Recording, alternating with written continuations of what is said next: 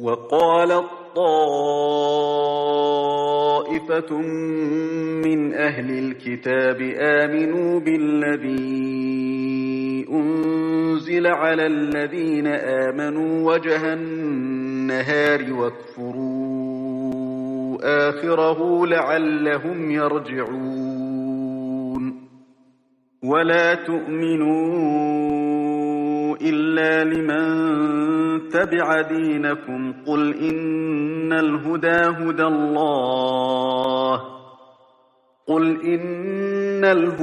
هدى الله أن يؤتى أحد مثل ما أوتيتم أو يحاجوكم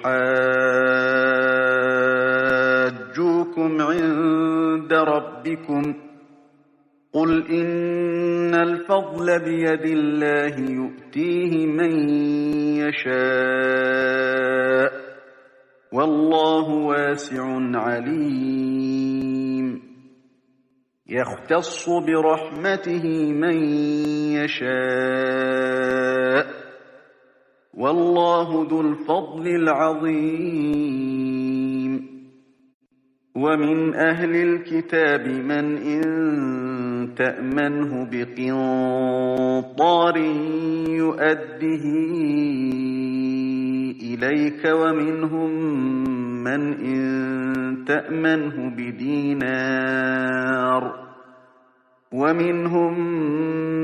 إن تأمنه بدينار لا يؤده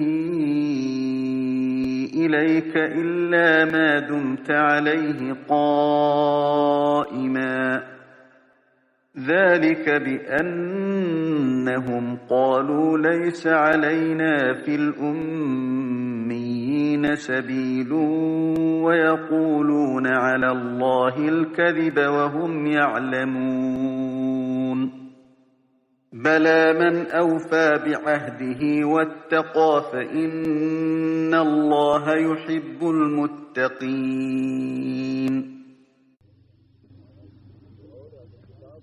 اور اہل کتاب کے گروہ نے کہا کہ مسلمانوں پر جو چیز اتاری گئی ہے اس پر صبح کو ایمان لاؤ اور شام کو اس کا انکار کر دو، شاید کہ مسلمان بھی اس سے پھر جائیں، اور یقین نہ کرو مگر اس کا جو چلے تمہارے دین پر۔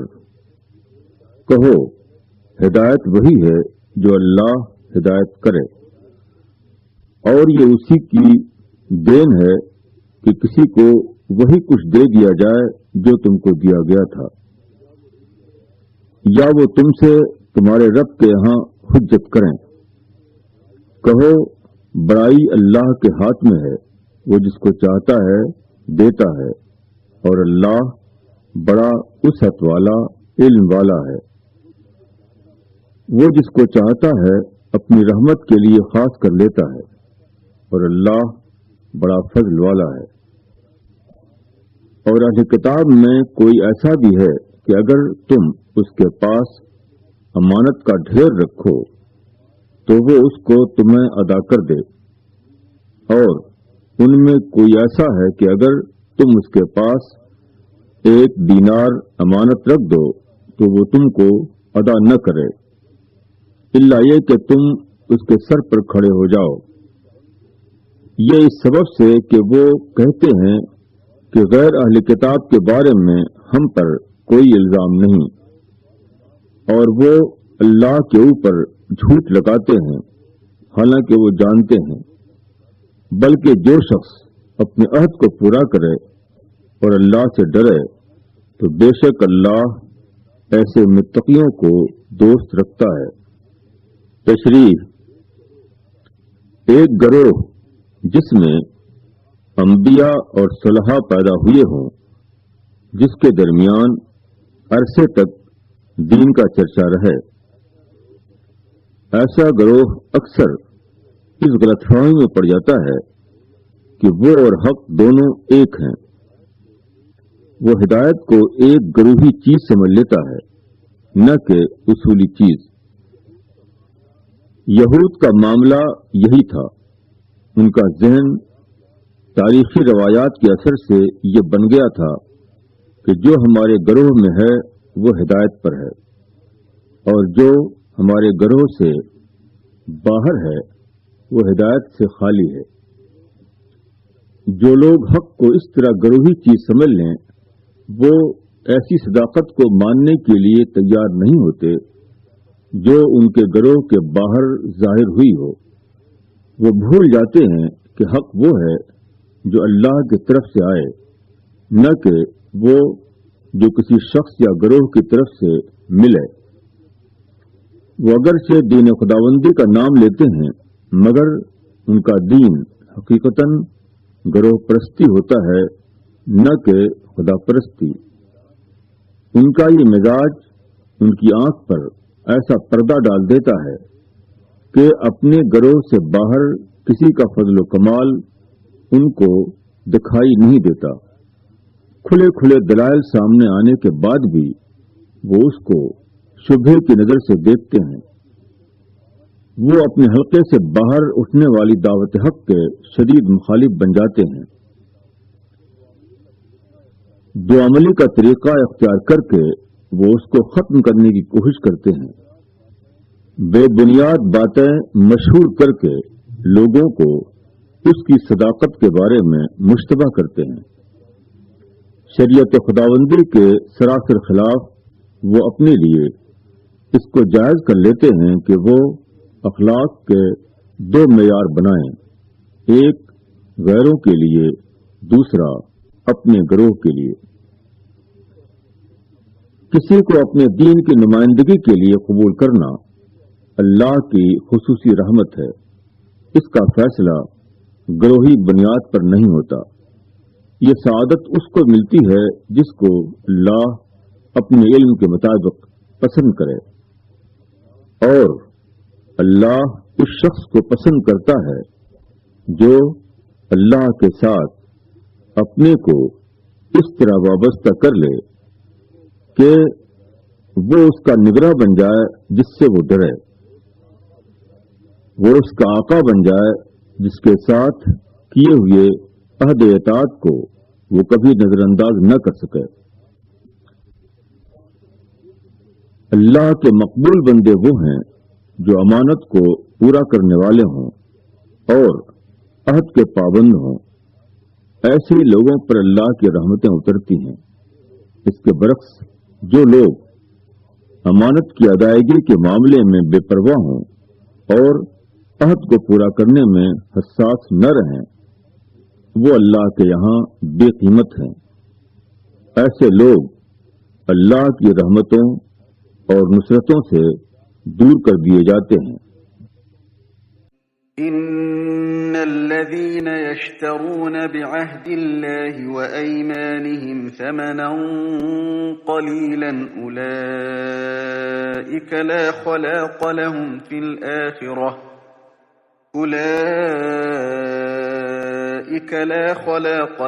في الآخرة ولا يكلمهم الله ولا ينظر إليهم يوم القيامة ولا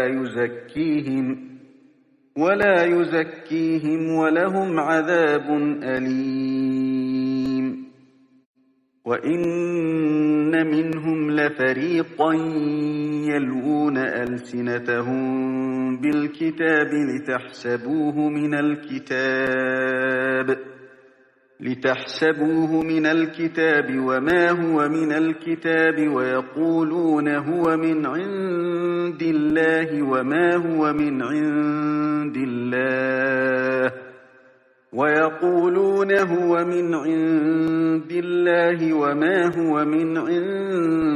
اللَّهِ وَيَقُولُونَ عَلَى اللَّهِ الْكَذِبَ وَهُمْ يَعْلَمُونَ مَا كَانَ لِبَشَرٍ أَن يُؤْتِيَهُ اللَّهُ الْكِتَابَ وَالْحُكْمَ وَالنُّبُوَّةَ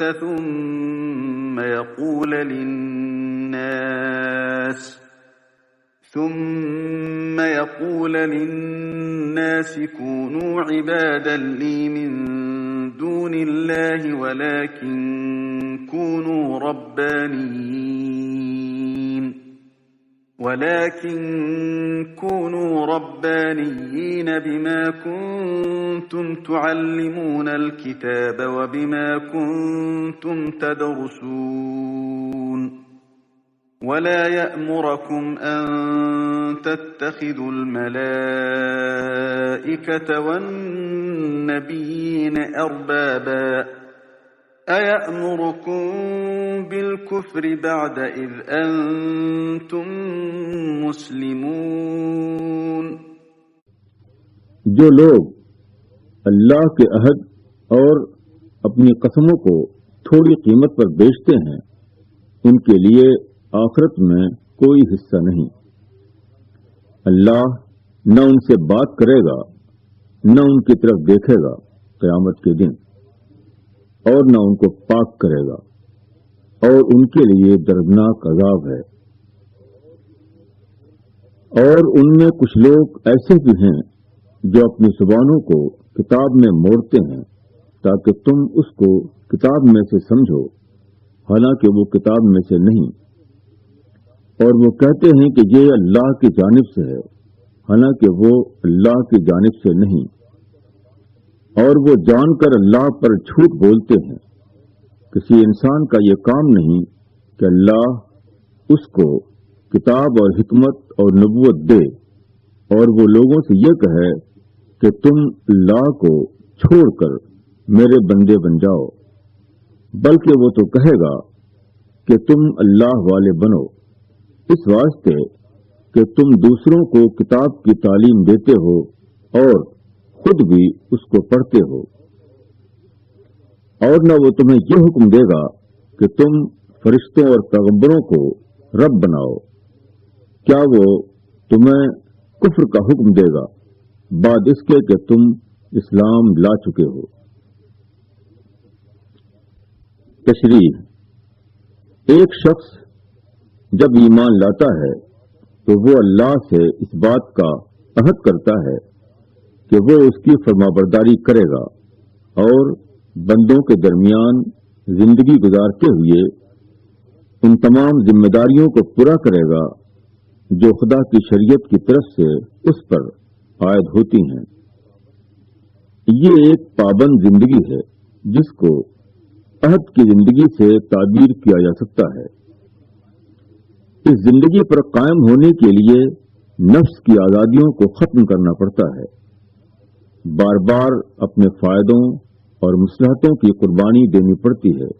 اس لیے اس عہد کی زندگی کو وہی شخص نبھا سکتا ہے جو نفع نقصان سے بے نیاز ہو کر اس کو اختیار کرے۔ جس شخص کا حال یہ ہو کہ نفس پر چوٹ پڑے یا دنیا کا مفاد خطرے میں نظر آئے تو وہ عہد خداوندی کو نظر انداز کر دے اور اپنے فائدوں اور مصلحتوں کی طرف چھک جائے۔ اس نے گویا آخرت کو دے کر دنیا خریدی۔ جب آخرت کے پہلو اور دنیا کے پہلو میں سے کسی ایک کو لینے کا سوال آیا تو اس نے دنیا کے پہلو کو ترجیح دی۔ جو شخص آخرت کو اتنی بے قیمت چیز سمجھ لے وہ آخرت میں اللہ کی عنایتوں کا حقدار کس طرح ہو سکتا ہے؟ جو لوگ آخرت کو اپنی دنیا کا سودا بنائیں وہ دین یا آخرت کے منکر نہیں ہو جاتے، بلکہ دین اور آخرت کے پورے اقرار کے ساتھ ایسا کرتے ہیں۔ پھر ان دو متضاد رویوں کو وہ کس طرح ایک دوسرے کے مطابق بناتے ہیں؟ اس کا ذریعہ تحریف ہے، یعنی آسمانی تعلیمات کو خود ساختہ معنی پہنانا۔ ایسے لوگ اپنی دنیا پرستانہ روش کو آخرت پسندی اور خدا پرستی ثابت کرنے کے لیے دینی تعلیمات کو اپنے مطابق ڈھال لیتے ہیں، کبھی خدا کے الفاظ کو بدل کر اور کبھی خدا کے الفاظ کی اپنے مفید مطلب تشریح کر کے۔ وہ اپنے آپ کو بدلنے کے بجائے کتاب الہی کو بدل دیتے ہیں تاکہ جو چیز کتاب الہی میں نہیں ہے اس کو عین کتاب الہی کی چیز بنا دیں، اپنی بے خدا زندگی کو باخدا زندگی ثابت کر دکھائیں۔ اللہ کے نزدیک یہ بدترین جرم ہے کہ آدمی اللہ کی طرف ایسی بات منسوب کرے جو اللہ نے نہ کہی ہو۔ کسی تعلیم کی صداقت کی سادہ اور یقینی پہچان یہ ہے کہ وہ اللہ کے بندوں کو اللہ سے ملائے، لوگوں کے خوف و محبت کے جذبات کو بیدار کر کے اس کو اللہ کی طرف موڑ دے۔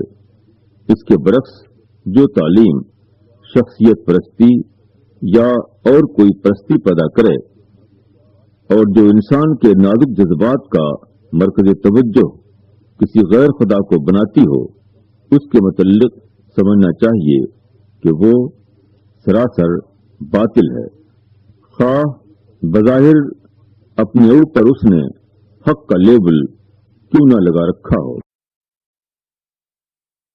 وَإِذْ أَخَذَ اللَّهُ مِيثَاقَ النَّبِيِّينَ لَمَا آتَيْتُكُم مِّن كِتَابٍ وَحِكْمَةٍ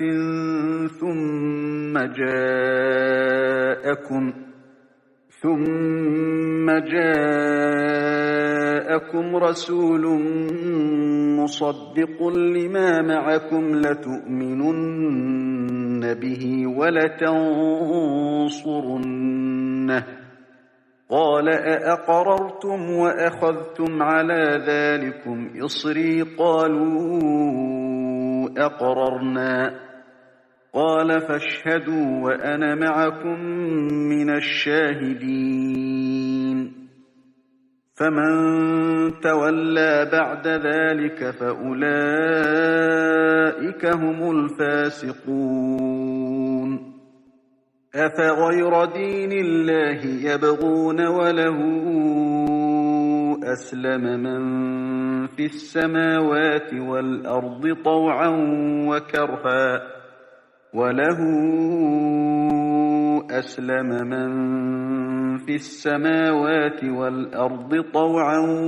وَكَرْهًا وَإِلَيْهِ يُرْجَعُونَ قُلْ آمَنَّا بِاللَّهِ وَمَا أُنزِلَ عَلَيْنَا وَمَا أُنزِلَ عَلَى إِبْرَاهِيمَ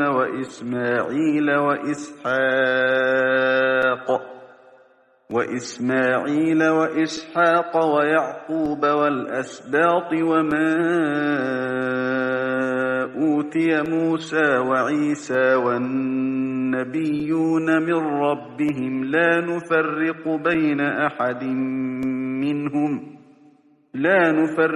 بَيْنَ أَحَدٍ مِّنْهُمْ وَنَحْنُ لَهُ مُسْلِمُونَ وَمَن يَبْتَغِ غَيْرَ الْإِسْلَامِ دِينًا فَلَن يُقْبَلَ مِنْهُ وَهُوَ فِي الْآخِرَةِ مِنَ الْخَاسِرِينَ كَيْفَ يَهْدِي اللَّهُ قَوْمًا كَفَرُوا بَعْدَ إِيمَانِهِمْ وَشَهِدُوا أَنَّ الرَّسُولَ حَقٌّ وَجَاءَهُمُ الْبَيِّنَاتُ وَاللَّهُ لَا يَهْدِي الْقَوْمَ الظَّالِمِينَ أُولَئِكَ جَزَاؤُهُمْ أَنَّ عَلَيْهِمْ لَعْنَةَ اللَّهِ وَالْمَلَائِكَةِ وَالنَّاسِ أَجْمَعِينَ خَالِدِينَ فِيهَا لَا يُخَفَّفُ عَنْهُمُ الْعَذَابُ وَلَا هُمْ يُنظَرُونَ إِلَّا الَّذِينَ تَابُوا مِن بَعْدِ ذَلِكَ وَأَصْلَحُوا فَإِنَّ اللَّهَ غَفُورٌ رَّحِيمٌ إِنَّ الَّذِينَ كَفَرُوا بَعْدَ إِيمَانِهِمْ ثُمَّ ازْدَادُوا كُفْرًا لَّن تُقْبَلَ تَوْبَتُهُمْ وَأُولَئِكَ هُمُ الضَّالُّونَ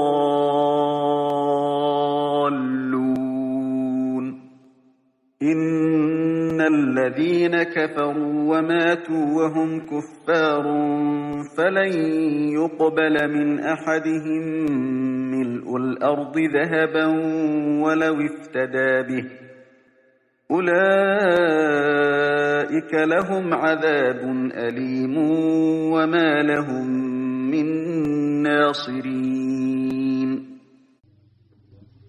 اور جب اللہ نے پیغمبروں کا عہد لیا کہ جو کچھ میں نے تم کو کتاب اور حکمت دی، پھر تمہارے پاس پیغمبر آئے جو سچا ثابت کرے ان پیشنگوئیوں کو جو تمہارے پاس ہیں، تو تم اس پر ایمان لاؤ گے اور اس کی مدد کرو گے۔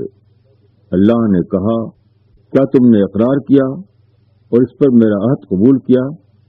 انہوں نے کہا، ہم اقرار کرتے ہیں۔ فرمایا، اب گواہ رہو اور میں بھی تمہارے ساتھ گواہ ہوں۔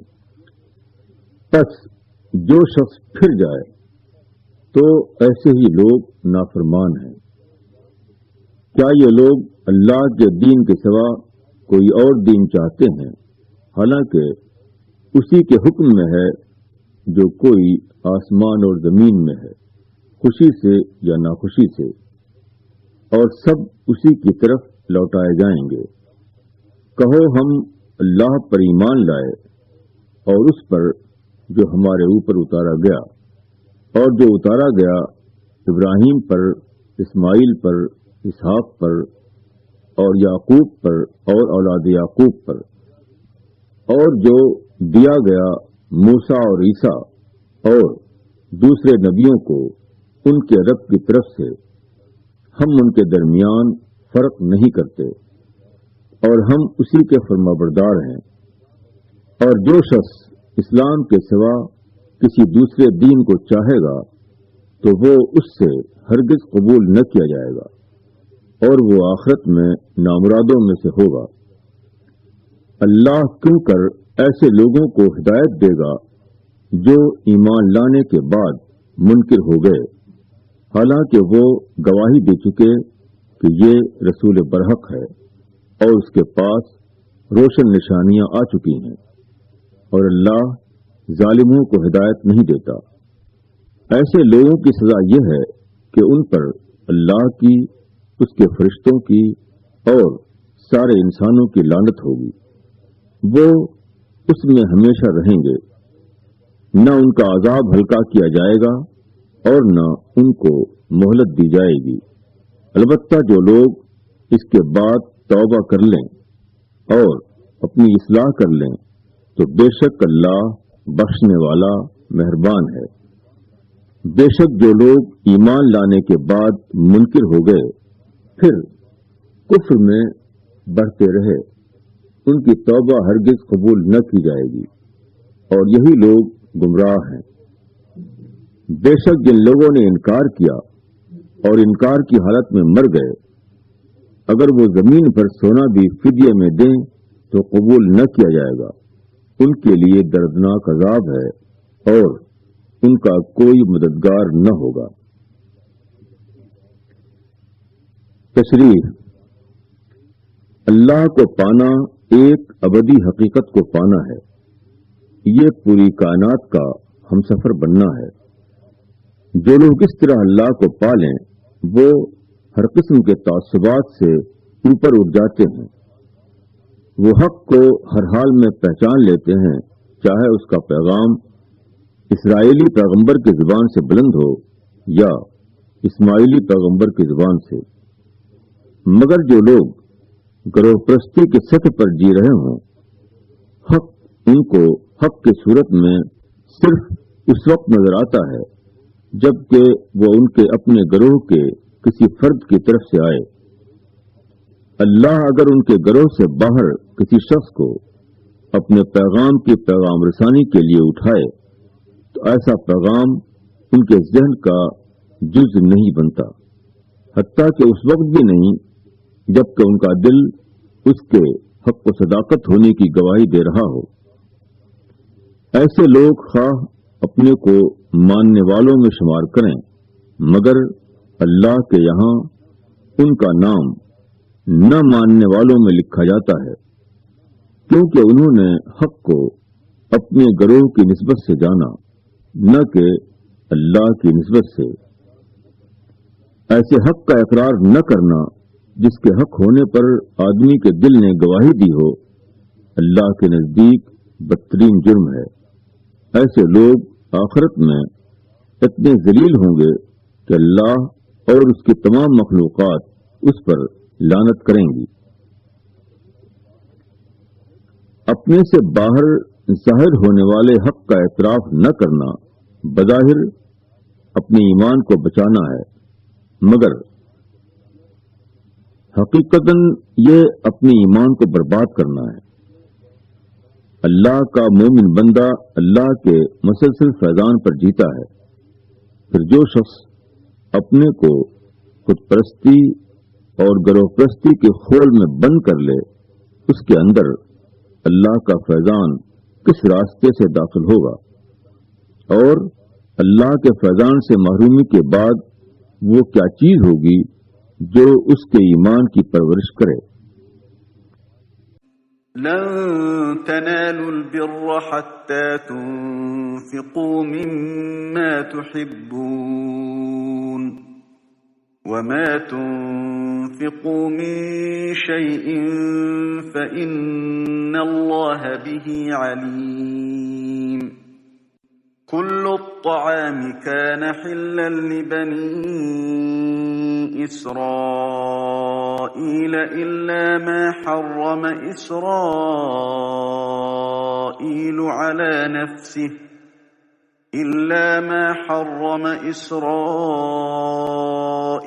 على نفسه من قبل أن تنزل التوراة قل فأتوا بالتوراة فاتلوها إن كنتم صادقين فمن افترى على الله الكذب من بعد ذلك فأولئك هم الظالمون قل صدق الله فاتبعوا ملة إبراهيم حنيفا وما كان من المشركين إن أول بيت وضع للناس للذي ببكة مباركا وهدى للعالمين فيه آيات بينات مقام إبراهيم ومن دخله كان آمنا ولله على الناس حج البيت من استطاع إليه سبيلا ومن كفر فإن الله غني عن العالمين قل يا أهل الكتاب لم تكفرون بآيات الله والله شهيد على ما تعملون قل يا أهل الكتاب لم تصدون عن سبيل الله من آمن تبغونها عوجا وأنتم شهداء وما الله بغافل عما تعملون تم ہرگز نیکی کے مرتبے کو نہیں پہنچ سکتے جب تک تم ان چیزوں میں سے نہ خرچ کرو جن کو تم محبوب رکھتے ہو، اور جو چیز بھی تم خرچ کرو گے اس سے اللہ باخبر ہے۔ سب کھانے کی چیزیں بنی اسرائیل کے لیے حلال تھیں بجز اس کے جو اسرائیل نے اپنے اوپر حرام کر لیا تھا قبل اس کے کہ تورات اترے۔ کہو کہ تورات لاؤ اور اس کو پڑھو اگر تم سچے ہو۔ اس کے بعد بھی جو لوگ اللہ پر جھوٹ باندھیں وہی ظالم ہیں۔ کہو اللہ نے سچ کہا، اب ابراہیم کے دین کی پیروی کرو جو حنیف تھا اور وہ شرک کرنے والا نہ تھا۔ بے شک پہلا گھر جو لوگوں کے لیے بنایا گیا وہ وہی ہے جو مکہ میں ہے، برکت والا اور سارے جہان کے لیے ہدایت کا مرکز۔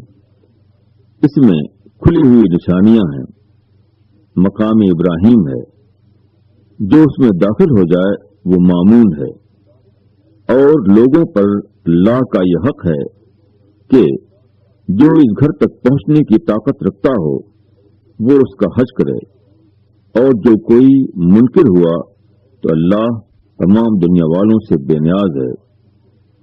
کہو اے اہل کتاب، تم کیوں اللہ کی نشانیوں کا انکار کرتے ہو، حالانکہ اللہ دیکھ رہا ہے جو کچھ تم کرتے ہو۔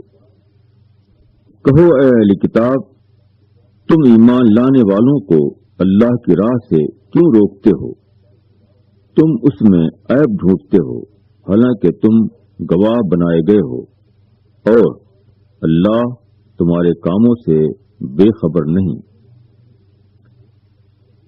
تشریح: یہود کے علماء نے بطور خود جو فقہ بنا رکھی تھی، اس میں خرگوش اور اونٹ کا گوشت کھانا حرام تھا، جبکہ اسلام میں وہ جائز تھا۔ اب یہود یہ کہتے کہ اسلام اگر خدا کا اتارا ہوا دین ہے تو اس میں بھی حرام و حلال کے مسائل وہی کیوں نہیں جو پچھلے زمانے میں اتارے ہوئے خدا کے دین میں تھے۔ اسی طرح وہ کہتے کہ بیت المقدس اب تک تمام انبیاء کا قبلہ عبادت رہا ہے، پھر یہ کیسے ہو سکتا ہے کہ خدا ایسا دین اتارے جس میں اس کو چھوڑ کر کعبہ کو قبلہ قرار دیا گیا ہو؟ حق کی دعوت جب اپنی خالص شکل میں اٹھتی ہے تو ان لوگوں پر اس کی زد پڑتی ہے جو خدا کے دین کے نام پر اپنا ایک دین عوام میں رائج کیے ہوئے ہوں۔ ایسے لوگ اس کے مخالف ہو جاتے ہیں اور لوگوں کو دعوت حق سے پھیرنے کے لیے طرح طرح کے اعتراضات نکالتے ہیں۔ ان کے خود ساختہ دین میں اساسات دین پر زور باقی نہیں رہتا، اس کے بجائے جزیات دین میں مشغافیوں سے دینداری کا ایک ظاہری ڈھانچہ بن جاتا ہے۔ آدمی کی اصل زندگی کیسی ہی ہو، نیکی اور تقوی کا کمال یہ سمجھا جانے لگتا ہے کہ وہ اس ظاہری ڈھانچے کا خوب اہتمام کرے۔ وہ خرگوش کو یہ کہہ کر نہ کھائے کہ ہمارے اکابر اس سے پرہیز کرتے تھے، دوسری طرف کتنی حرام چیزوں کو اپنے لیے جائز کیے ہوئے ہو۔ وہ بیت المقدس کی طرف رخ کرنے میں قبلہ نما کی سوئی کی طرح سیدھا ہو جانا ضروری سمجھتا ہو، مگر صبح و شام کی سرگرمیوں کو خدا رخی بنانے میں اس کو دلچسپی نہ ہو، مگر نیکی کا درجہ کسی کو قربانی سے ملتا ہے نہ کہ سستی ظاہرداریوں سے۔ خدا کا نیک بندہ وہ ہے جو اپنی محبت کا ہدیہ اپنے رب کو پیش کرے، جس کے لیے اللہ کے مقابلے میں دنیا کی کوئی چیز عزیز تر نہ رہے۔ حق کو ماننے کے لیے جب وقار کی قیمت دینی ہو، اللہ کے راستے میں بڑھنے کے لیے جب مال خرچ کرنا ہو اور بچوں کے مستقبل کو خطرے میں ڈالنا پڑے، اس وقت وہ اللہ کی خاطر سب کچھ گوارا کر لے۔ ایسے نازک مواقع پر جو شخص اپنی محبوب چیزوں کو دے کر اللہ کو لے لے، وہی نیک اور خدا پرست بنا۔ یا ایھا الذین آمنوا ان تطیعوا فریقا من الذین اوتوا الکتاب یردوکم بعد ایمانکم کافرین وَكَيْفَ تَكْفُرُونَ وَأَنْتُمْ تُتْلَى عَلَيْكُمْ آيَاتُ اللَّهِ وَفِيكُمْ رَسُولُهُ وَمَنْ يَعْتَصِمْ بِاللَّهِ فَقَدْ هُدِيَ إِلَى صِرَاطٍ مُسْتَقِيمٍ۔ يَا أيها الذين آمنوا اتقوا الله حق تقاته ولا تموتن إلا وأنتم مسلمون واعتصموا بحبل الله جميعا ولا تفرقوا واذكروا نعمة الله عليكم إذ كنتم أعداء فألف بين قلوبكم فأصبحتم بنعمته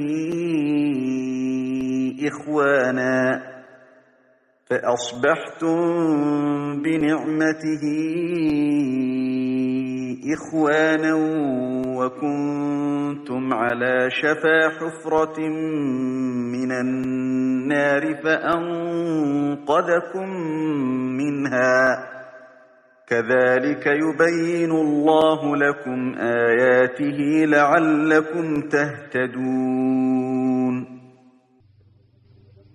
اے ایمان والو، اگر تم اہل کتاب میں سے ایک گروہ کی بات مان لو گے تو وہ تم کو ایمان کے بعد پھر منکر بنا دیں گے، اور تم کس طرح انکار کرو گے حالانکہ تم کو اللہ کی آیتیں سنائی جا رہی ہیں اور تمہارے درمیان اس کا رسول موجود ہے، اور جو شخص اللہ کو مضبوطی سے پکڑے گا تو وہ پہنچ گیا سیدھی راہ پر۔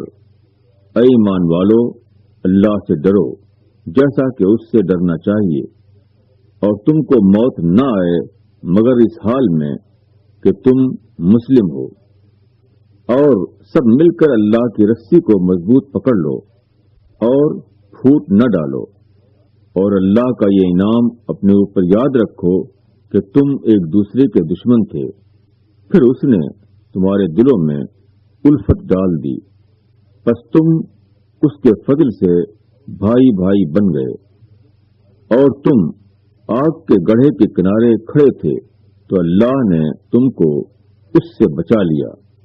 اس طرح اللہ تمہارے لیے اپنی نشانیاں بیان کرتا ہے تاکہ تم راہ پاؤ۔ تشریح: دنیا آزمائش کی جگہ ہے، یہاں ہر وقت یہ خطرہ ہے کہ شیطان آدمی کے ایمان کو اچک لے جائے اور فرشتے اس کی روح اس حال میں قبض کریں کہ وہ ایمان سے خالی ہو۔ اس لیے ضروری ہے کہ آدمی ہر وقت باہوش رہے، وہ اپنے آپ پر نگراں بن جائے۔ ایمان سے دور ہونے کی ایک صورت وہ ہے جبکہ دین کے اجزاء میں تبدیلی کر کے اہم کو غیر اہم اور غیر اہم کو اہم بنا دیا جائے۔ دین کی اصل رسی تقویٰ ہے، یعنی اللہ سے ڈرنا اور مرتے دم تک اپنے ہر معاملے میں وہی رویہ اختیار کرنا جو اللہ کے سامنے جواب دہی کے تصور سے بنتا ہو۔ یہی صراط مستقیم ہے۔ اس سے انحراف یہ ہے کہ تقویٰ کے بجائے کسی اور چیز کو مدار دین سمجھ لیا جائے، اس پر اس طرح زور دیا جائے جس طرح خوف خدا اور فکر آخرت پر زور دیا جاتا ہے۔ جب بھی دین میں اس قسم کی تبدیلی کی جاتی ہے تو اس کا لازمی نتیجہ یہ ہوتا ہے کہ ملت کے درمیان اختلاف پڑ جاتا ہے، کوئی ایک ضمنی چیز پر زور دیتا ہے، کوئی دوسری ضمنی چیز پر، اور اس طرح ملت فرقے فرقے میں بٹ کر رہ جاتی ہے۔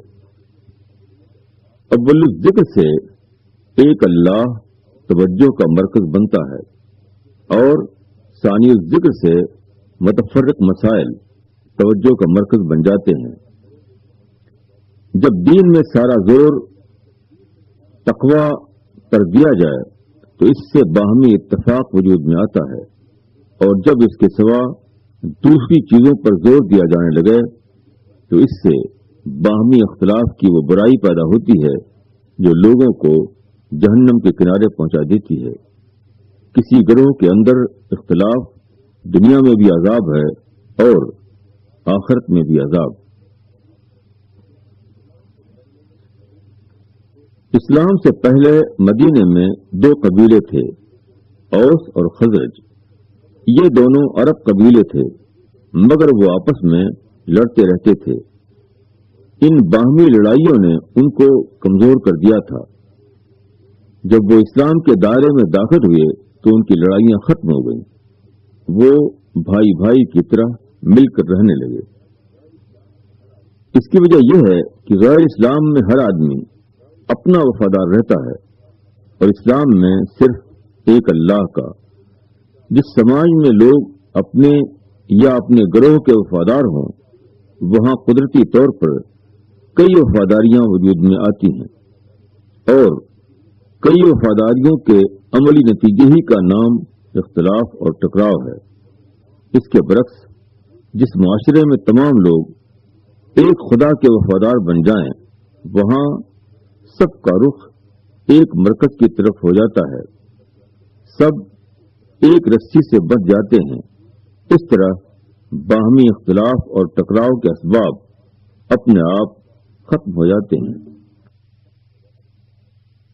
وَلْتَكُن مِّنكُمْ أُمَّةٌ يَدْعُونَ إِلَى الْخَيْرِ وَيَأْمُرُونَ بِالْمَعْرُوفِ وَيَنْهَوْنَ عَنِ الْمُنكَرِ وَأُولَئِكَ هُمُ الْمُفْلِحُونَ وَلَا تَكُونُوا كَالَّذِينَ تَفَرَّقُوا وَاخْتَلَفُوا مِن بَعْدِ مَا جَاءَهُمُ الْبَيِّنَاتُ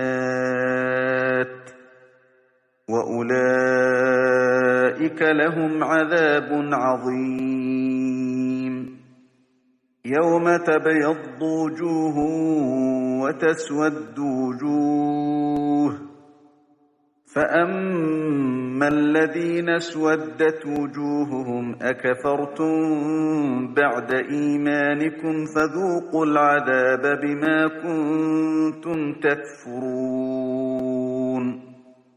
وَأَمَّا الَّذِينَ ابْيَضَّتْ وُجُوهُهُمْ فَفِي رَحْمَةِ اللَّهِ هُمْ فِيهَا خَالِدُونَ تِلْكَ آيَاتُ اللَّهِ نَتْلُوهَا عَلَيْكَ بِالْحَقِّ وَمَا اللَّهُ يُرِيدُ ظُلْمًا لِلْعَالَمِينَ وَلِلَّهِ مَا فِي السَّمَاوَاتِ وَمَا فِي الْأَرْضِ وَإِلَى اللَّهِ تُرْجَعُ الْأُمُورُ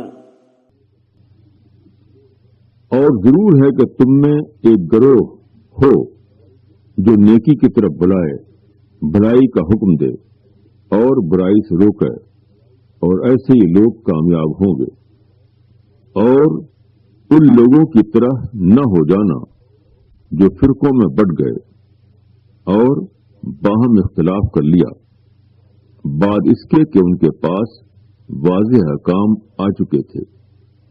اور ان کے لیے بڑا عذاب ہے جس دن کچھ چہرے روشن ہوں گے اور کچھ چہرے کالے ہوں گے، تو جن کے چہرے کالے ہوں گے ان سے کہا جائے گا، کیا تم اپنے ایمان کے بعد کافر ہو گئے؟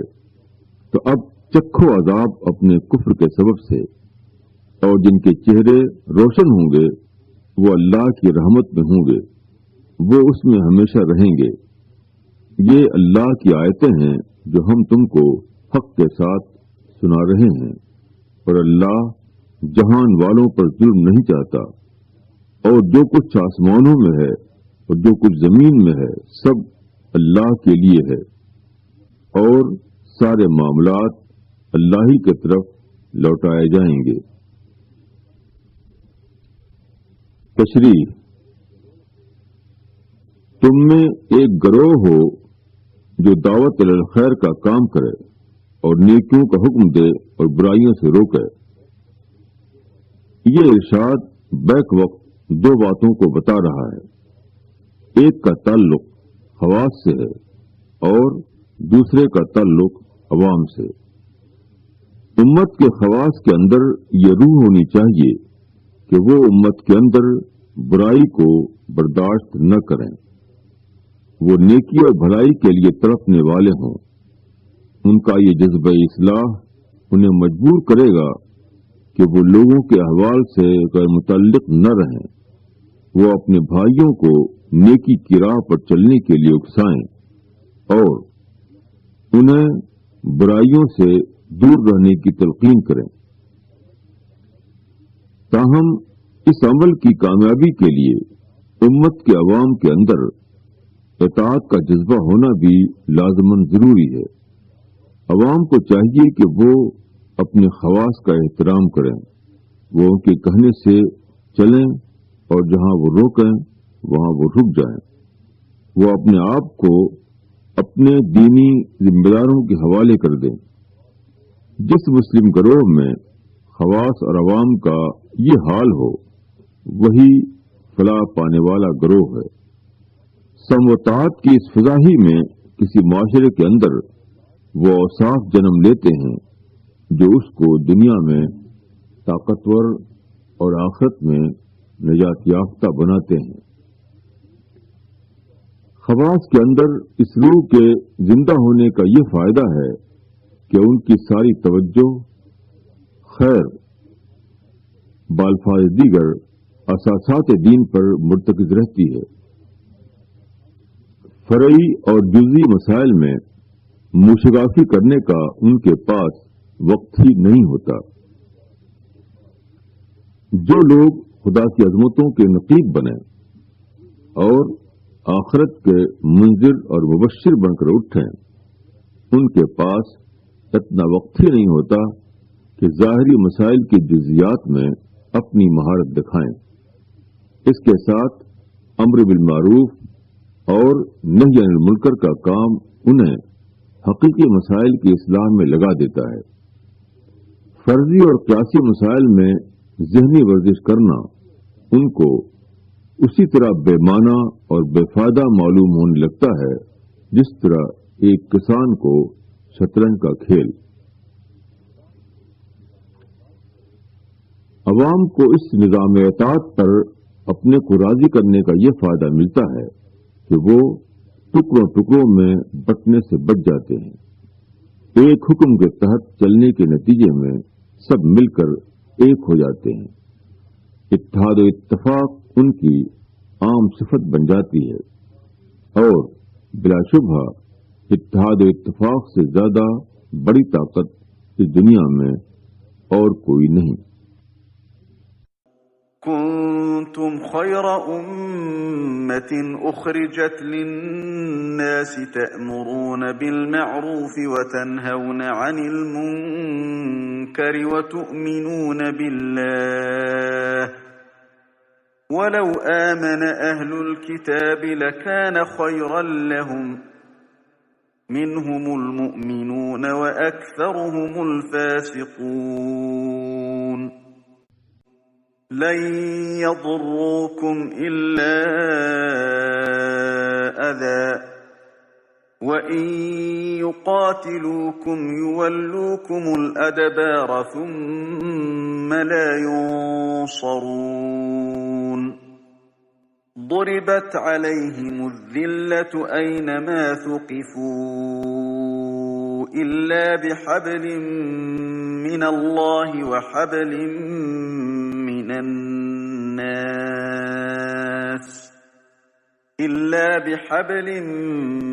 الله وحبل من الناس وباءوا بغضب من الله وضربت عليهم المسكنة ذلك بأنهم كانوا يكفرون بآيات الله ويقتلون الأنبياء بغير حق ذلك بما عصوا وكانوا يعتدون۔ اب تم بہترین گروہ ہو جس کو لوگوں کے واسطے نکالا گیا ہے۔ تم بھلائی کا حکم دیتے ہو اور برائی سے روکتے ہو اور اللہ پر ایمان رکھتے ہو، اور اگر اہل کتاب بھی ایمان لاتے تو ان کے لیے بہتر ہوتا۔ ان میں سے کچھ ایمان والے ہیں اور ان میں سے اکثر نافرمان ہیں۔ وہ تمہارا کچھ بگاڑ نہیں سکتے مگر کچھ ستانا۔ اور اگر وہ تم سے مقابلہ کریں گے تو تم کو پیٹ دکھائیں گے، پھر ان کو مدد بھی نہ پہنچے گی، اور ان پر مسلط کر دی گئی ذلت، خواہ وہ کہیں بھی پائے جائیں، سوائے اس کے کہ اللہ کی طرف سے کوئی عہد ہو یا لوگوں کی طرف سے کوئی عہد ہو، اور وہ اللہ کے غضب کے مستحق ہو گئے، اور ان پر مسلط کر دی گئی پستی، یہ اس واسطے کہ وہ اللہ کی نشانیوں کا انکار کرتے رہے، اور انہوں نے پیغمبروں کو ناحق قتل کیا۔ یہ اس سبب سے ہوا کہ انہوں نے نافرمانی کی اور وہ حد سے نکل جاتے تھے۔ تشریح: یہود دین خداوندی کے حامل بنائے گئے تھے، مگر وہ اس کو لے کر کھڑے نہ ہو سکے اور اس کو محفوظ رکھنے میں بھی ناکام رہے۔ اس کے بعد اللہ نے محمد صلی اللہ علیہ وسلم کے ذریعے اپنا دین اس کی صحیح صورت میں بھیجا۔ اب امت مسلمہ لوگوں کے درمیان خدا کی رہنمائی کے لیے کھڑی ہوئی ہے۔ اس منصب کا تقاضا ہے کہ یہ امت اللہ کی سچی مومن بنے، وہ دنیا کو بھلائی کی تلقین کرے اور ان چیزوں سے باخبر کرے جو اللہ کے نزدیک برائی کی حیثیت رکھتی ہیں۔ یہ کام چونکہ خدائی کام ہے، اس لیے خدا نے اس کے ساتھ اپنا تحفظاتی نظام بھی شامل کر دیا ہے۔ جو لوگ اس کار خداوندی کے لیے اٹھیں گے ان کے لیے خدا کی ضمانت ہے کہ ان کے مخالفین ان کو معمولی اذیتوں کے سوا کوئی حقیقی نقصان نہ پہنچا سکیں گے۔ تاہم یہود کے انجام کی صورت میں اس کی بھی دائمی مثال قائم کر دی گئی کہ اس منصب حق پر سرفراز کیے جانے کے بعد جو لوگ بدعہدی کریں ان کی سزا اسی دنیا میں اس طرح شروع ہو جاتی ہے کہ ان کو ذاتی عزت و سرفرازی سے محروم کر دیا جاتا ہے۔ خدا کی رحمتوں سے محرومی کی وجہ سے ان کی بےحسی اتنی بڑھ جاتی ہے کہ وہ ان لوگوں کی جان کے درپے ہو جاتے ہیں جو ان کی کوتاہیوں کی طرف متوجہ کرنے کے لیے اٹھیں۔ یہود پر ذلت مسلط کر دی گئی الا یہ کہ انہیں اللہ کی یا بندوں کی امان حاصل ہو۔ یہ اللہ کی ایک خصوصی سنت ہے جس کا تعلق اس قوم سے ہے جس کو خدا نے اپنے دین کا نمائندہ بنایا ہو۔ دین کی سچی نمائندگی ایسی قوم کے لیے غلبہ کی ضمانت ہوتی ہے، اور دین کی سچی نمائندگی سے ہٹنا اس کو موجودہ دنیا میں مغلوب کرنے کا سبب بن جاتا ہے۔ ایسی قوم اگر دین خدا کی نمائندگی سے ہٹ جائے تو موجودہ دنیا میں کبھی وہ ذاتی غلبہ حاصل نہیں کر سکتی۔ کسی درجے میں اگر کبھی اس کو اختیار مل جائے تو وہ اپنے علاوہ کسی دوسرے کے بل پر ہوگا، یا تو اس لیے کہ اس کو کسی خدائی حکومت کی طرف سے امان دیا گیا ہے، یا اس لیے کہ کسی غیر قوم کی حکومت نے اس کو اپنی حمایت و سرپرستی میں لے لیا ہے۔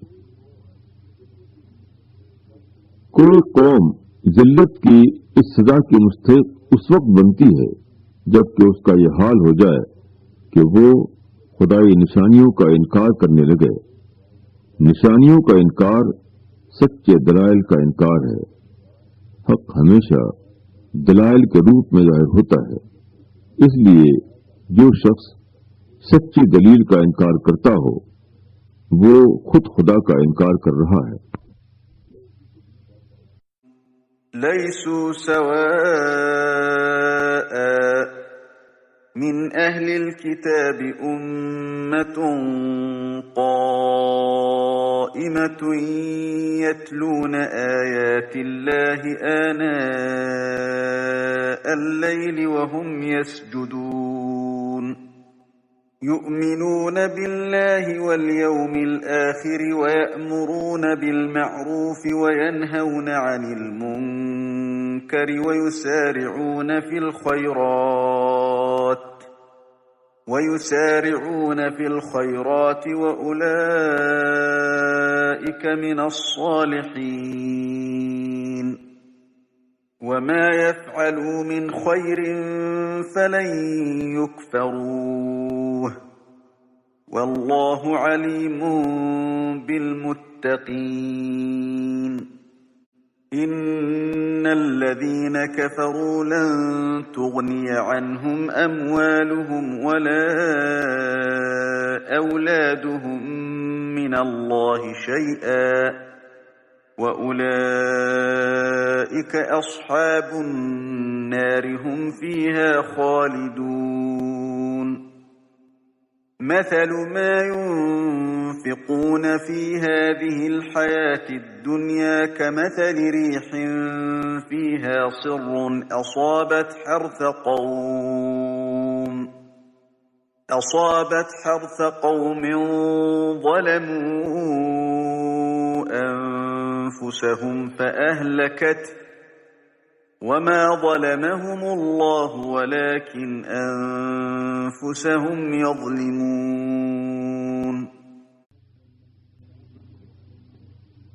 سب اہل کتاب یکساں نہیں، ان میں ایک گروہ عہد پر قائم ہے، وہ راتوں کو اللہ کی آیتیں پڑھتے ہیں اور وہ سجدہ کرتے ہیں، وہ اللہ پر اور آخرت کے دن پر ایمان رکھتے ہیں اور بھلائی کا حکم دیتے ہیں اور برائی سے روکتے ہیں اور نیک کاموں میں دوڑتے ہیں، یہ صالح لوگ ہیں جو نیکی بھی وہ کریں گے ان کی ناقدری نہ کی جائے گی، اور اللہ پرہیزگاروں کو خوب جانتا ہے۔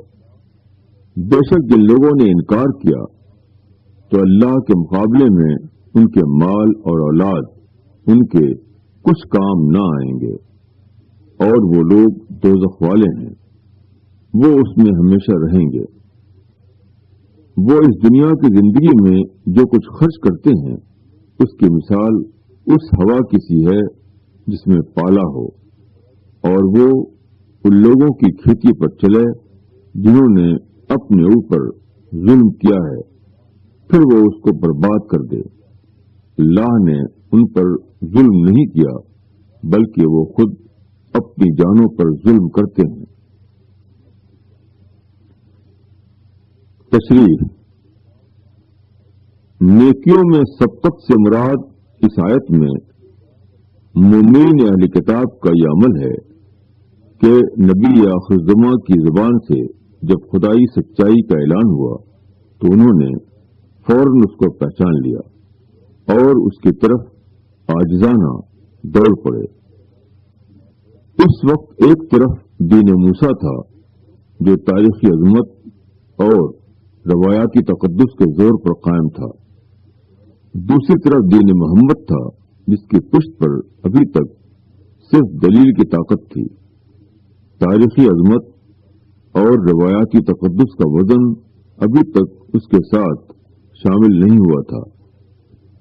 اپنے دین اور وقت کے نبی کے دین میں یہ فرق وقت کے نبی کے دین کو ماننے میں زبردست رکاوٹ تھا، مگر وہ اس رکاوٹ کو عبور کرنے میں کامیاب ہو گئے اور بڑھ کر وقت کے نبی کے دین کو مان لیا۔ مال و اولاد کی محبت آدمی کو قربانی والے دین پر آنے نہیں دیتی، البتہ نمائشی قسم کے اعمال کا مظاہرہ کر کے وہ سمجھتا ہے کہ وہ خدا کے دین پر قائم ہے، مگر جس طرح سخت ٹھنڈی ہوا اچانک پوری کھیتی کو برباد کر دیتی ہے، اسی طرح قیامت کا طوفان ان کے نمائشی اعمال کو بے قیمت کر کے رکھ دے گا۔ یہود میں صرف چند لوگ تھے جو نبی صلی اللہ علیہ وسلم پر ایمان لائے تھے۔ امت قائمہ کی حیثیت سے ان کا مستقل ذکر کرنا ظاہر کرتا ہے کہ چند آدمی اگر اللہ سے ڈرنے والے ہوں تو وہ بھیڑ کے مقابلے میں اللہ کی نظر میں زیادہ قیمتی ہوتے ہیں۔ نجات کے لیے صرف یہ کافی نہیں کہ کسی پیغمبر کے نام پر جو نسلی امت بن گئی ہے آدمی اس امت میں شامل رہے، بلکہ اصل ضرورت یہ ہے کہ وہ عہد کا پابند بنے۔ عہد سے مراد ایمان ہے۔ ایمان بندے اور خدا کے درمیان ایک عہد ہے۔ ایمان لا کر بندہ اپنے آپ کو اس کا پابند کرتا ہے کہ وہ اپنے آپ کو پوری طرح اللہ کا وفادار اور اطاعت گزار بنائے گا۔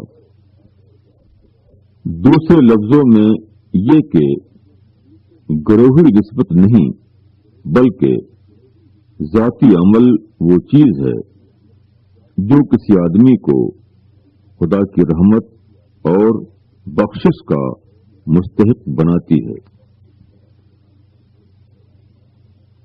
اس عہد میں تمام ایمانی ذمہ داریاں شامل ہیں۔ تنہائیوں میں اللہ کو یاد کرنا، اللہ کی عبادت کرنا، آخرت کو سامنے رکھ کر زندگی گزارنا، اپنے آس پاس جو افراد ہوں ان کو بھلائی پر لانے کی کوشش کرنا، جو افراد برائی کا ارتکاب کریں ان کو برائی سے ہٹانے میں پورا زور لگا دینا، خدا کی پسند کے کاموں میں دوڑ کر حصہ لینا۔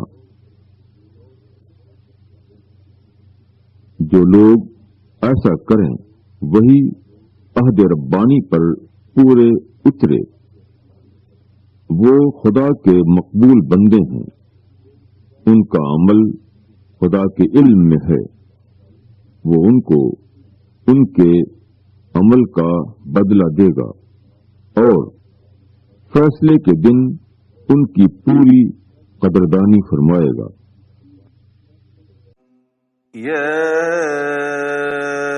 أيها الذين آمنوا لا تتخذوا بطانة من دونكم لا يألونكم خبالا ودوا ما عنتم قد بدت البغضاء من أفواههم وما تخفي صدورهم أكبر قد بينا لكم الآيات إن كنتم تعقلون ها أنتم أولئك تحبونهم ولا يحبونكم وتؤمنون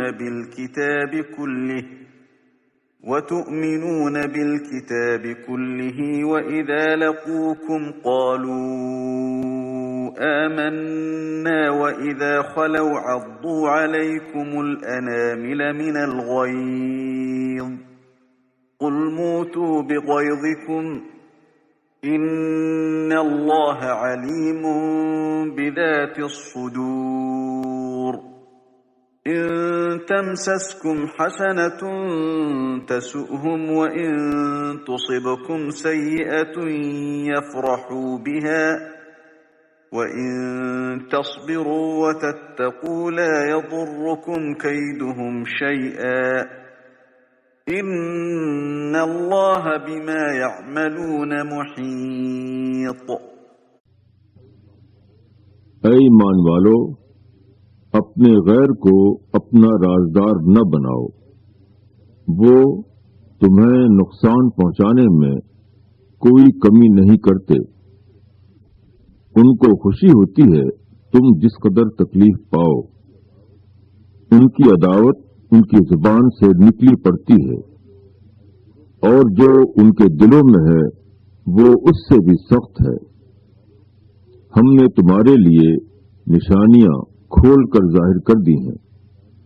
اگر تم عقل رکھتے ہو، تم ان سے محبت رکھتے ہو مگر وہ تم سے محبت نہیں رکھتے، حالانکہ تم سب آسمانی کتابوں کو مانتے ہو۔ اور جب وہ تم سے ملتے ہیں تو کہتے ہیں کہ ہم ایمان لائے، اور جب آپس میں ملتے ہیں تو تم پر غصہ سے انگلیاں کاٹتے ہیں۔ کہو تم اپنے غصے میں مر جاؤ، بے شک اللہ دلوں کی بات کو جانتا ہے۔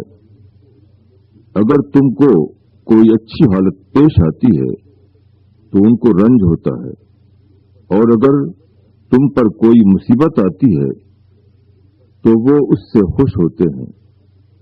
اگر تم صبر کرو اور اللہ سے ڈرو تو ان کی کوئی تدبیر تم کو نقصان نہ پہنچا سکے گی۔ جو کچھ وہ کر رہے ہیں سب اللہ کے بس میں ہے۔ تشریح: مسلمان اسی خدائی دین پر ایمان لائے تھے جو سابق اہل کتاب کو اپنے نبیوں کے ذریعے ملا تھا۔ دونوں کا دین اپنی اصل حقیقت کے اعتبار سے ایک تھا، مگر یہود مسلمانوں کے اس قدر دشمن ہو گئے کہ مسلمان اپنی ساری خصوصیات کے باوجود ان کے نزدیک ایک کلمہ خیر کے بھی حقدار نہ تھے۔ حتیٰ کہ مسلمانوں کو اگر کوئی تکلیف پہنچ جاتی تو وہ دل ہی دل میں خوش ہوتے، گویا وہ ان کو انسانی ہمدردی کا مستحق بھی نہیں سمجھتے تھے۔ اس کی وجہ یہ تھی کہ یہود نے انبیاء بنی اسرائیل کی طرف منسوب کر کے ایک خود ساختہ دین بنا رکھا تھا، اور اس کے بل پر عوام میں قیادت کا مقام حاصل کیے ہوئے تھے۔ خدا کے دین میں ساری توجہ خدا کی طرف رہتی ہے، جبکہ خود ساختہ دین میں لوگوں کی توجہ ان افراد کی طرف لگ جاتی ہے جو اس خود ساختہ دین کے خالق اور شارع ہوں۔ ایسے لوگ سچے دین کی دعوت کو کبھی گوارا نہیں کرتے، کیونکہ ان کو نظر آتا ہے کہ وہ ان کو ان کے مقام عظمت سے ہٹا رہی ہے۔ جب ایسی صورت پیش آئے تو اللہ کے سچے بندوں کا کام یہ ہے کہ وہ منفی رد عمل سے بچیں اور مکمل طور پر صبر و تقوی پر قائم رہیں۔ صبر کا مطلب ہے ہر حال میں اپنے کو حق کا پابند رکھنا، اور تقوی یہ ہے کہ فیصلہ کن طاقت صرف اللہ کو سمجھا جائے، نہ کہ کسی اور کو۔ مسلمان اگر اس قسم کے مثبت رویے کا ثبوت دیں تو کسی کی دشمنی ان کو ذرا بھی نقصان نہ پہنچائے گی، خواہ وہ مقدار میں کتنی ہی زیادہ ہو۔ تاہم اس کے ساتھ مسلمانوں کو حقیقت پسند بھی بننا چاہیے۔ ان کو اپنے دوست اور دشمن کے درمیان تمیز کرنا چاہیے تاکہ کوئی ان کی صاف دلی کا ناجائز فائدہ نہ اٹھا سکے۔ مسلمانوں کے دل میں یہود کے لیے محبت ہونا اور یہود کے دل میں مسلمانوں کے لیے محبت نہ ہونا ظاہر کرتا ہے کہ دونوں میں سے کون حق پر ہے اور کون ناحق پر۔ اللہ سراپا رحم اور عدل ہے، وہ تمام انسانوں کا خالق و مالک ہے۔ اس لیے جو شخص حقیقی طور پر اللہ کو پا لیتا ہے اس کا سینہ تمام خدا کے بندوں کے لیے کھل جاتا ہے۔ اس کے لیے تمام انسان یکساں طور پر اللہ کی عیال بن جاتے ہیں۔ وہ ہر ایک کے لیے وہی چاہنے لگتا ہے جو وہ اپنے لیے چاہتا ہے، مگر جو لوگ اللہ کو حقیقی طور پر پائے ہوئے نہ ہوں، جنہوں نے اپنی مرضی کو اللہ کی مرضی میں نہ ملایا ہو، وہ صرف اپنی ذات کی سطح پر جیتے ہیں۔ ان کا سرمایہ حیات اپنے فائدے اور اپنے گروہی تعصبات ہوتے ہیں۔ ان کا یہ مزاج ان کو ایسے لوگوں کا دشمن بنا دیتا ہے جو ان کو اپنے مفاد کے خلاف نظر آئیں، جو ان کے اپنے گروہ میں شامل نہ ہوں۔ خدا کو مانتے ہوئے وہ بھول جاتے ہیں کہ دنیا خدا کی دنیا ہے، یہاں کسی کی کوئی تدبیر اللہ کی مشیت کے بغیر مؤثر نہیں ہو سکتی۔ وَإِذْ غَدَوْتَ مِنْ أَهْلِكَ تُبَوِّئُ الْمُؤْمِنِينَ مَقَاعِدَ لِلْقِتَالِ وَاللَّهُ سَمِيعٌ عَلِيمٌ إِذْ هَمَّ الطَّائِفَتَانِ مِنْكُمْ أَنْ تَفْشَلَا وَاللَّهُ وَلِيُّهُمَا وَعَلَى اللَّهِ فَلْيَتَوَكَّلِ الْمُؤْمِنُونَ وَلَقَدْ نَصَرَكُمُ اللَّهُ بِبَدْرٍ وَأَنْتُمْ أَذِلَّةٌ فَاتَّقُوا اللَّهَ لَعَلَّكُمْ تَشْكُرُونَ إِذْ تَقُولُ لِلْمُؤْمِنِينَ أَلَنْ يَكْفِيَكُمْ أَنْ يُمِدَّكُمْ رَبُّكُمْ ب3,000 مِّنَ الْمَلَائِكَةِ مُنْزَلِينَ بَلَى إِن تَصْبِرُوا وَتَتَّقُوا وَيَأْتُوكُم مِّن فَوْرِهِمْ هَٰذَا يُمْدِدْكُمْ رَبُّكُم ب5,000 مِّنَ الْمَلَائِكَةِ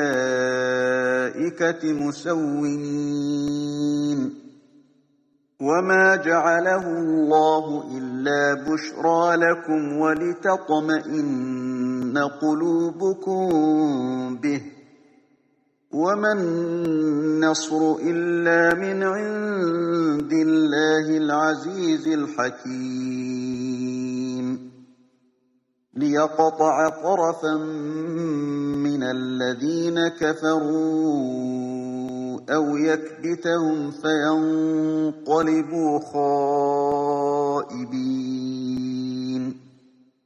لَيْسَ لَكَ مِنَ الْأَمْرِ شَيْءٌ أَوْ يَتُوبَ عَلَيْهِمْ أَوْ يُعَذِّبَهُمْ فَإِنَّهُمْ ظَالِمُونَ وَلِلَّهِ مَا فِي السَّمَاوَاتِ وَمَا فِي الْأَرْضِ يَغْفِرُ لِمَن يَشَاءُ وَيُعَذِّبُ مَن يَشَاءُ وَاللَّهُ غَفُورٌ رَّحِيمٌ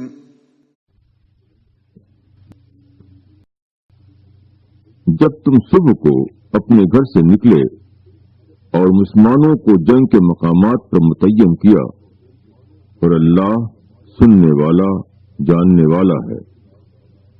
جب تم میں سے 2 جماعتوں نے ارادہ کیا کہ ہمت ہار دیں، اور اللہ ان دونوں جماعتوں کا مددگار تھا، اور اللہ ہی پر چاہیے کہ مسلمان بھروسہ کریں، اور اللہ تمہاری مدد کر چکا ہے بدر میں جبکہ تم کمزور تھے، بس اللہ سے ڈرو تاکہ تم شکر گزار رہو۔ جب تم مسلمانوں سے کہہ رہے تھے کہ کیا تمہارے لیے کافی نہیں کہ تمہارا رب 3,000 فرشتے اتار کر تمہاری مدد کرے؟ اگر تم صبر کرو اور اللہ سے ڈرو اور دشمن تمہارے اوپر یکدم آ پہنچے تو تمہارا رب 5,000 نشان کیے ہوئے فرشتوں سے تمہاری مدد کرے گا، اور یہ اللہ نے اس لیے کیا تاکہ تمہارے لیے خوشخبری ہو اور تمہارے دل اس سے مطمئن ہو جائیں، اور مدد صرف اللہ ہی کی طرف سے ہے جو زبردست ہے، حکمت والا ہے، تاکہ اللہ کافروں کے ایک حصے کو کاٹ دے یا ان کو ذلیل کر دے کہ وہ ناکام لوٹ جائیں۔ تم کو اس امر میں کوئی دخل نہیں، اللہ ان کی توبہ قبول کرے یا ان کو عذاب دے، کیونکہ وہ ظالم ہے۔ اور اللہ ہی کے اختیار میں ہے جو کچھ آسمانوں میں ہے اور جو کچھ زمین میں ہے۔ وہ جس کو چاہے بخش دے اور جس کو چاہے عذاب دے، اور اللہ غفور و رحیم ہے۔ تشریح: یہ آیتیں جنگ احد کے بعد نازل ہوئیں۔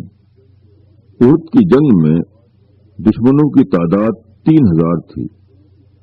مسلمانوں کی طرف سے 1000 آدمی مقابلے کے لیے نکلے تھے، مگر راستے میں عبداللہ ابن ابی اپنے 300 ساتھیوں کو لے کر الگ ہو گیا۔ اس واقعے سے کچھ انصاری مسلمانوں میں پست ہمتی پیدا ہوئی، مگر رسول اللہ صلی اللہ علیہ وسلم نے یاد دلایا کہ ہم اپنے بھروسے پر نہیں بلکہ اللہ کے بھروسے پر نکلے ہیں۔ تو اللہ نے اس حقیقت کو سمجھنے کے لیے ان مسلمانوں کے سینے کھول دیے۔ مومن کے اندر اگر حالات کی شدت سے وقتی کمزوری پیدا ہو جائے تو ایسے وقت میں اللہ اس کو تنہا نہیں چھوڑ دیتا، بلکہ اس کا مددگار بن کر دوبارہ اس کو ایمان کی حالت پر جمع دیتا ہے۔ اللہ کی یہی مدد اجتماعی سطح پر اس طرح ہوئی کہ احد کی لڑائی میں مسلمانوں کی ایک کمزوری سے فائدہ اٹھا کر دشمن ان کے اوپر غالب آ گئے۔ اب دشمن فوج کے لیے پورا موقع تھا کہ وہ شکست کے بعد مسلمانوں کی طاقت کو پوری طرح کچل ڈالے، مگر فوجی تاریخ کا یہ حیرت انگیز واقعہ ہے کہ دشمن فوج فتح کے باوجود میدان جنگ کو چھوڑ کر واپس چلی گئی۔ یہ اللہ کی خصوصی مدد تھی کہ اس نے دشمن کے رخ کو مدینہ کے بجائے مکہ کی طرف موڑ دیا، حتیٰ کہ جو مغلوب تھے انہی نے غالب آنے والوں کا پیچھا کیا۔ مومن کا مزاج یہ ہونا چاہیے کہ وہ تعداد یا اسباب کی کمی سے نہ گھبرائے۔ تعداد کم ہو تو یقین کرے کہ اللہ اپنے فرشتوں کو بھیج کر تعداد کی کمی پوری کر دے گا۔ سامان کم ہو تو وہ بھروسہ رکھے کہ اللہ اپنی طرف سے ایسی صورتیں پیدا کرے گا جو اس کے لیے سامان کی کمی کی تلافی بن جائے۔ کامیابی کا دار و مدار مادی اسباب پر نہیں بلکہ صبر اور تقوی پر ہے۔ جو لوگ اللہ سے ڈریں اور اللہ پر بھروسہ رکھیں ان کے حق میں اللہ کی مدد کی 2 صورتیں ہیں۔ ایک، ان کے مخالفین کے ایک حصے کو کاٹ لینا، دوسرے، مخالفین کو شکست دے کر انہیں مغلوب کرنا۔ پہلی کامیابی دعوت کی راہ سے آتی ہے۔ فریق مخالف کے جن افراد میں اللہ کچھ زندگی پاتا ہے ان کے اوپر دین کی حقانیت کو روشن کر دیتا ہے۔ وہ باطل کے سب کو چھوڑ کر حق کے صف میں شامل ہو جاتے ہیں، اور اس طرح فریق مخالف کی کمزوری اور اہل ایمان کی قوت کا باعث بنتے ہیں۔ دوسری صورت میں اللہ اہل ایمان کو قوت اور حوصلہ دیتا ہے اور ان کی خصوصی مدد کر کے ان کو فریق مخالف پر غالب کر دیتا ہے۔ یا ایھا الذین آمنوا لا تأکلوا الربا اضعافا مضاعفة واتقوا اللہ لعلکم تفلحون واتقوا النار التي أعدت للكافرين وأطيعوا الله والرسول لعلكم ترحمون وسارعوا إلى مغفرة من ربكم وجنة عرضها السماوات والأرض أعدت للمتقين الذين ينفقون في السراء والضراء والكاظمين الغيظ والعافين عن الناس والله يحب المحسنين والذين إذا فعلوا فاحشة أو ظلموا أنفسهم ذكروا الله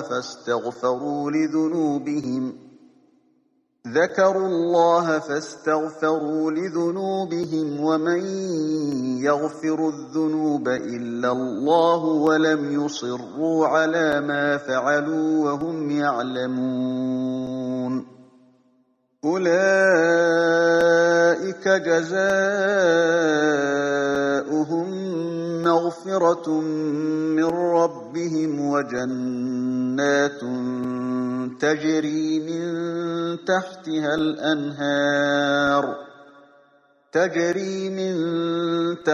الأنهار خالدين فيها ونعم أجر العاملين قد خلت من قبلكم سنن فسيروا في الأرض فانظروا كيف كان عاقبة المكذبين هذا بيان للناس وهدى وموعظة للمتقين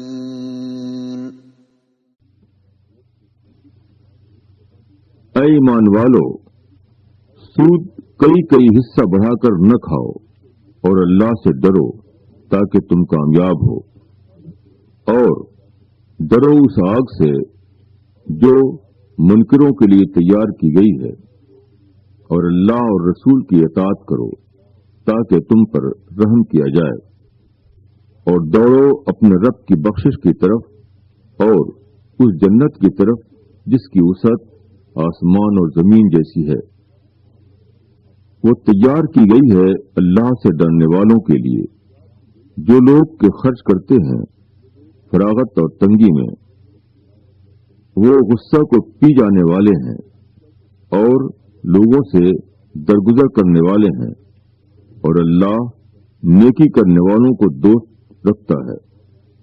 اور ایسے لوگ کہ جب وہ کھلی برائی کر بیٹھیں یا اپنی جان پر کوئی ظلم کر ڈالیں تو وہ اللہ کو یاد کر کے اپنے گناہوں کی معافی مانگیں۔ اللہ کے سوا کون ہے جو گناہوں کو معاف کرے؟ اور وہ جانتے بوجھتے اپنے کیے پر اصرار نہیں کرتے۔ یہ لوگ ہیں کہ ان کا بدلہ ان کے رب کی طرف سے مغفرت ہے، اور ایسے باغ ہیں جن کے نیچے نہریں بہتی ہوں گی، ان میں وہ ہمیشہ رہیں گے۔ کیسا اچھا بدلہ ہے کام کرنے والوں کا۔ تم سے پہلے بہت سی مثالیں گزر چکی ہیں، تو زمین میں چل پھر کر دیکھو کہ کیا انجام ہوا جھٹلانے والوں کا۔ یہ بیان ہے لوگوں کے لیے اور ہدایت و نصیحت ہے ڈرنے والوں کے لیے۔ تشریح: سودی کاروبار زرپرستی کی آخری بدترین شکل ہے۔ جو شخص زرپرستی میں مبتلا ہو وہ رات دن اسی فکر میں رہتا ہے کہ کس طرح اس کا مال دونا اور چوگنا ہو۔ وہ دنیا کا مال حاصل کرنے کی طرف دوڑنے لگتا ہے، حالانکہ صحیح بات یہ ہے کہ آدمی آخرت کی جنت کی طرف دوڑے اور اللہ کی رحمت و نصرت کا زیادہ سے زیادہ حریص ہو۔ آدمی اپنا مال اس لیے بڑھانا چاہتا ہے کہ دنیا میں اس کو عزت حاصل ہو، دنیا میں اس کے لیے شاندار زندگی کی ضمانت ہو جائے، مگر موجودہ دنیا کی عزت و کامیابی کی کوئی حقیقت نہیں۔ اصل اہمیت کی چیز جنت ہے جس کی خوشیاں اور لذتیں بے شمار ہیں۔ عقل مند وہ ہے جو اس جنت کی طرف دوڑے۔ جنت کی طرف دوڑنا یہ ہے کہ آدمی اپنے مال کو زیادہ سے زیادہ اللہ کی راہ میں دے، دنیاوی کامیابی کا ذریعہ مال کو بڑھانا ہے اور اخروی کامیابی کو حاصل کرنے کا ذریعہ مال کو گھٹانا۔ پہلی قسم کے لوگوں کا سرمایہ اگر مال کی محبت ہے تو دوسرے لوگوں کا سرمایہ اللہ اور رسول کی محبت۔ پہلی قسم کے لوگوں کو اگر دنیا کے نفع کا شوق ہوتا ہے تو دوسری قسم کے لوگوں کو آخرت کے نفع کا۔ پہلی قسم کے لوگوں کو دنیا کے نقصان کا ڈر لگا رہتا ہے اور دوسری قسم کے لوگوں کو آخرت کے نقصان کا۔ جو لوگ اللہ سے ڈرتے ہیں ان کے اندر احسان کا مزاج پیدا ہو جاتا ہے، یعنی جو کام کریں اس طرح کریں کہ وہ اللہ کی نظر میں زیادہ سے زیادہ پسندیدہ قرار پائے۔ وہ آزاد زندگی کے بجائے پابند زندگی گزارتے ہیں۔ خدا کے دین کی ضرورت کو وہ اپنی ضرورت بنا لیتے ہیں۔ وہ اس کے لیے ہر حال میں خرچ کرتے ہیں، خواہ ان کے پاس کم ہو یا زیادہ۔ ان کو جب کسی پر غصہ آ جائے تو وہ اس کو اندر ہی اندر برداشت کر لیتے ہیں۔ کسی سے شکایت ہو تو اس سے بدلہ لینے کے بجائے اس کو معاف کر دیتے ہیں۔ غلطیاں ان سے بھی ہوتی ہیں مگر وہ وقتی ہوتی ہیں۔ غلطی کے بعد وہ فوراً چونک پڑتے ہیں اور دوبارہ اللہ کی طرف متوجہ ہو جاتے ہیں۔ وہ بےتاب ہو کر اللہ کو پکارنے لگتے ہیں کہ وہ ان کو معاف کر دے اور ان پر اپنی رحمتوں کا پردہ ڈال دے۔ قرآن میں جو بات لفظی طور پر بتائی گئی ہے وہ تاریخ میں عمل کی زبان میں موجود ہے، مگر نصیحت وہی پکڑتے ہیں جو نصیحت کی طلب رکھتے ہوں۔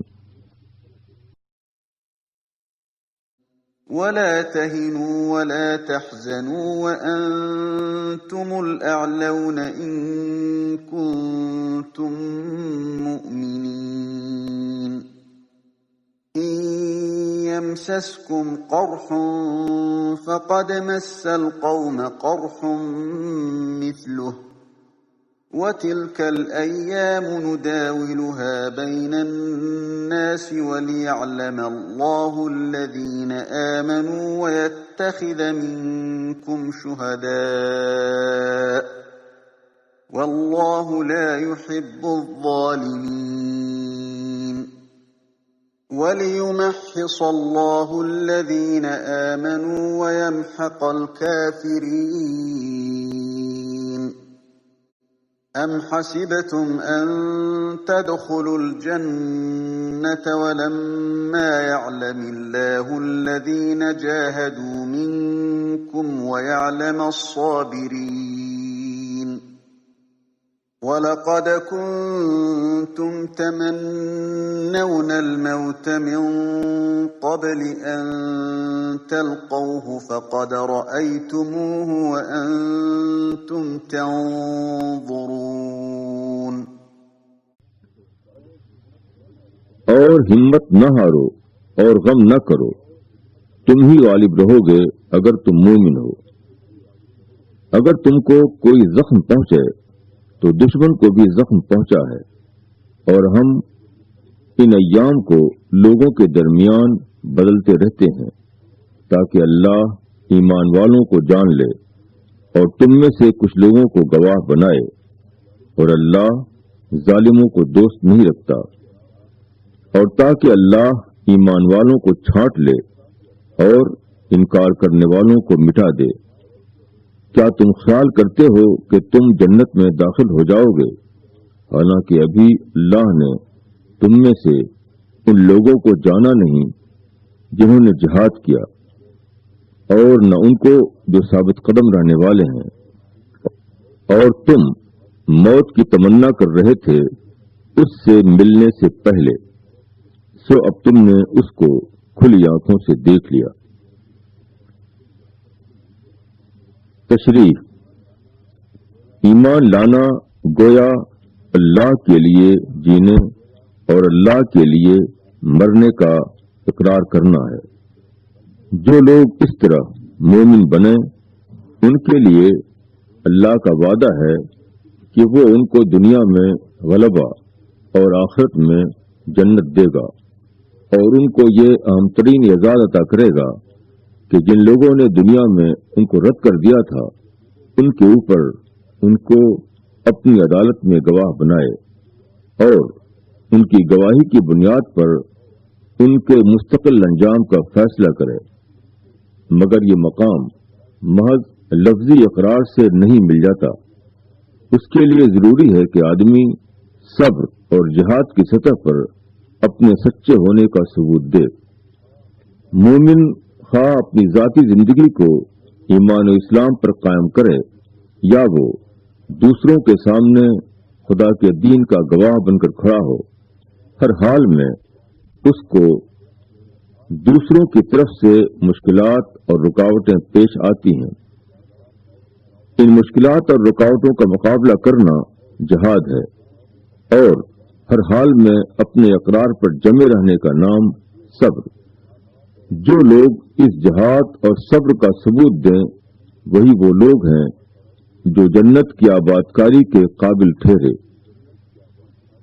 نیز اسی سے دنیا کی سربلندی کا راستہ کھلتا ہے۔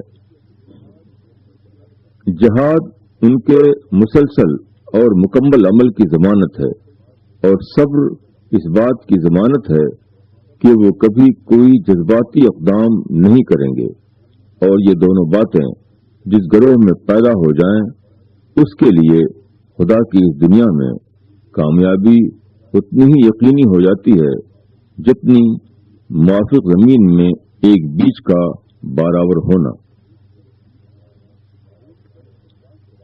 ایک شخص اللہ کے راستے پر چلنے کا ارادہ کرتا ہے تو دوسروں کی طرف سے طرح طرح کے مسائل پیش آتے ہیں۔ یہ مسائل کبھی اس کو بے یقینی کی کیفیت میں مبتلا کرتے ہیں، کبھی مصلحت پرستی کا سبق دیتے ہیں، کبھی اس کے اندر منفی نفسیات ابھارتے ہیں، کبھی خدا کے خالص دین کے مقابلے میں ایسے عوامی دین کا نسخہ بتاتے ہیں جو لوگوں کے لیے قابل قبول ہو۔ یہی موجودہ دنیا میں آدمی کا امتحان ہے۔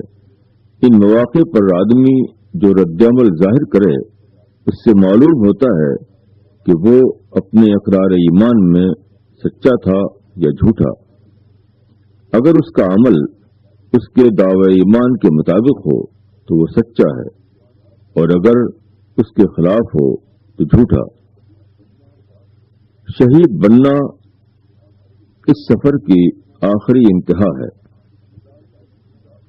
اللہ کا ایک بندہ لوگوں کے درمیان حق کا دائی بن کر کھڑا ہوا۔ اس کا حال یہ تھا کہ وہ جس چیز کی طرف بلا رہا تھا خود اس پر پوری طرح قائم تھا۔ لوگوں نے اس کو حقیر سمجھا مگر اس نے کسی کی پرواہ نہ کی۔ اس پر مشکلات آئیں مگر وہ اس کو اپنے مقام سے ہٹانے میں کامیاب نہ ہو سکیں۔ وہ نہ کمزور پڑا اور نہ منفی نفسیات کا شکار ہوا، حتیٰ کہ اس کے جان و مال کی بازی لگ گئی، پھر بھی وہ اپنے دعوتی موقف سے نہ ہٹا۔ یہ امتحان حد درجہ طوفانی امتحان ہے، مگر اس سے گزرنے کے بعد ہی وہ انسان بنتا ہے جس کو اللہ اپنے بندوں کے اوپر اپنا گواہ قرار دے۔ آدمی جب ہر قسم کے حالات کے باوجود اپنے دعوتی عمل پر قائم رہتا ہے تو وہ اپنے پیغام کے حق میں اپنے یقین کا ثبوت دیتا ہے۔